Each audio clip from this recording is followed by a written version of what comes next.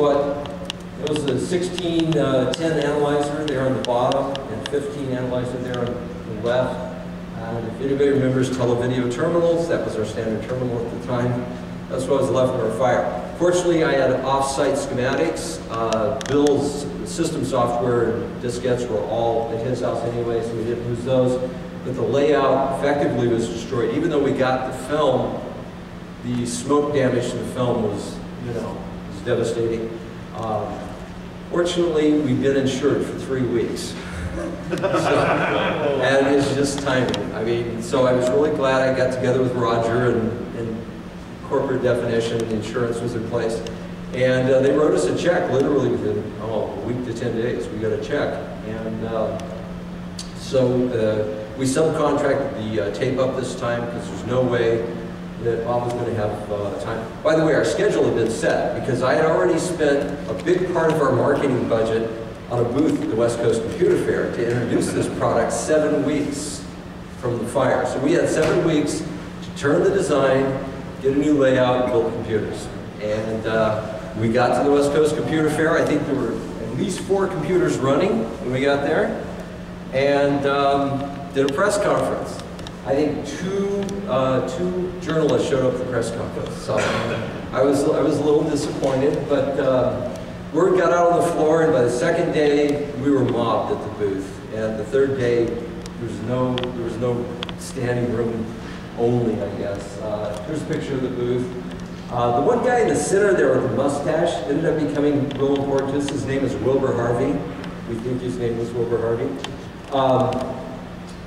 He had very good questions about the computer, and I ended up hiring as a hardware guy, essentially replaced Paul Lehman, because I'd done the hardware design myself, and I really, I wanted a second opinion before we got to the production stage.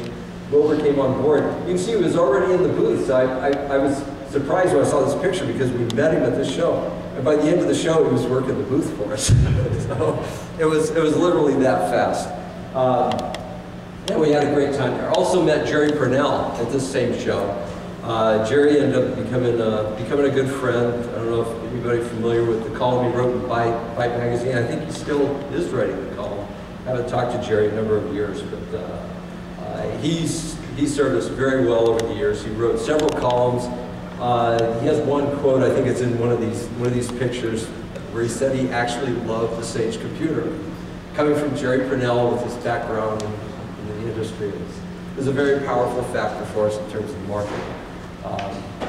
Jerry actually came out with my next business and did a book signing. He had a bestseller at the time, Footfall, I think, and came up with a book signing for me later on. This was the day we shipped our first production run, which was in June of 1982. And on the left is Lonnie Klein, who I started learning electronics from. On the very right is Dave Klein. Tom Edsel is Bob's brother-in-law, who helped us that summer. And I'm in the middle, Bill Baum and Verlaine, his wife, who also was involved in the early design efforts. This was getting started. And there's another guy I hired right after that, Al Bennett, who I'm shaking hands with there, my back's to you.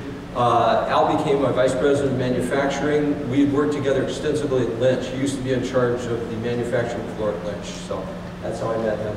A lot of the people at Sage Computer actually came from Lynch Communications. A lot of nepotism in our business. Another guy I hired at the time, and I don't have the picture here, we'll see it in a minute, Rick Chris. Rick Chris is the VP of Finance from the shoe industry. He had been involved with Nike very early on, and he helped found Avia. If you're into the shoe history, you would see Rick Chris's name. He came down from Portland. He was very interested in the machine because it would allow him to run large spreadsheets, and so that impressed me with him, and hired him as our VP of Finance. I ended up spending probably more time with Rick Chris over the next 5 years than any other employee for a number of reasons. Okay. Marketing Sage. Marketing Sage actually started out to be a very easy process. We took a computer down to Softech in San Diego and allowed us to set it up on a desk. everybody that came to Softtek got to see the P system running roughly 13 times faster than it would on an Apple II. 13 times faster, just like today, is impressive. Okay? And so people would call literally from Softtek's office and put their orders in. And that was our marketing plan for the first few weeks. And indeed, it produced more orders than we could ship for the first few months of the operation of the company. In the process, I worked to find people, we defined them as key influentials, people that were pushing certain boundaries technologically, because I knew that was the strength of our machine, both in capacity, addressability, and performance. And so we found people that were trying to do really new and radically different things. One of them is a guy named Garrett Brown, who had won the Oscar for Steadicam, which was used to make Rocky and a number of other films. And he developed a product called the Skycam, which was going to be used for the first time in public presentation at the Olympics in 1984, I think it was. And if you watch football, you've probably seen these things whipping up and down the field. It was all the development done was done with the Sage computer. This is the design team here at the bottom. I think that's a great picture. These are the guys who did the Skycam. One of my other early customers, which surprised me, I was at work one Saturday. Of course, in this business, you work all 7 days. And, got a call from a guy named David Packard. I thought, wait a minute. I thought he was working for Nixon at the time. But this turned out to be his son, David Packard Jr. And he said he had a Sage computer and everything was going fine, but he needed more memory, and could I help him? And of course, he's calling somebody on a Saturday, so he assumes the right place. He literally hopped in his car, him and Bill Hewlett, who was his best friend. Strangely enough, Bill Hewlett Jr., okay, they're both juniors. And Dave Packard was doing graduate work in ancient languages and needed a computer that would represent the actual images of Greek text that had been recovered from various digs and so on. So yeah, they drove up from the Bay Area here to get a RAM upgrade. And Wilbur and Bob took him in the back and upgraded RAM, and I ended up talking with David about his applications. Nice guy, had a good time. There's another example of somebody pushing limits, and I was amazed that here's a guy who, certainly his father could, direct 1,000 engineers to get to work on something, but he bought a Sage computer, so I was very, very proud of that particular sale. Not long after that, there was also a Softtek office out in Boston, and we had a conference out there. We're doing the same thing, plant a machine at a critical point that would help us sell computers. I met a guy named Roger Howarth from TDI in England, and he was impressed with the machine. Bought 2 of them on the spot and offered to be our distributor in England. Well, I was just trying to focus on domestic distribution, so I thought, sure, what's it matter? I don't care what happens in England. I said, sure, you can do it. And he ended up doing a fantastic job for us, and TDI ended up becoming our largest customer. This was kind of a fun little thing. We went to Atlantic City Comdex, which was our first big show, if you will. And we were there, a thunderstorm hit.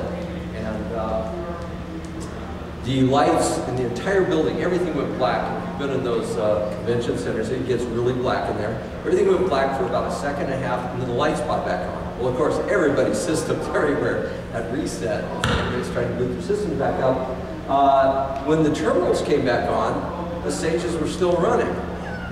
And we couldn't figure out what the hell had happened here. To be honest, it was quite surprising. Well, we had some really advanced switching power supplies. I don't know if you remember the technology. Linear power supplies were quite common back in those days. Switching power supplies were a real avant-garde, and they had a lot of capacitors in them. Large capacitance, and it literally would hold the machine up. And so we started demoing this feature by flipping the switch on and off to prove the computer would still run after we flipped the switch on it. It was a fun trick, anyway. In the process, we had Sage Infrastructure. These are some of the people. That's Verlene, Bill Bonham's wife. Like I say, she was also a design engineer at Lynch. Came to work for us full time, documentation and a lot of other areas. Mark Sorensen is my roommate at the time, had been for about 6 years. He started handling a lot of